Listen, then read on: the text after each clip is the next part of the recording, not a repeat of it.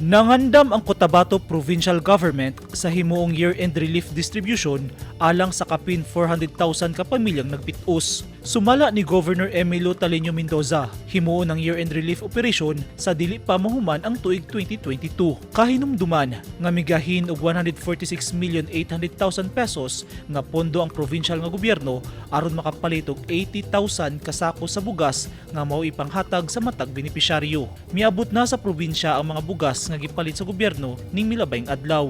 Nagtinabangay dayon og ripak ang mga volunteers ug organisasyon gikan sa lain-laing lungsod sa Cotabato, mga miyembro sa Bureau of Fire Protection ug Philippine National Police. Lauman nga sugdan sa provincial government ang distribution niini sa mosunod nga mga adlaw kung asa matag pamilya nga benepisyaryo makadawat og tag 10 kilos nga bugas. Panguluhan sa Provincial Social Welfare and Development Office ang pag-apod-apod niini.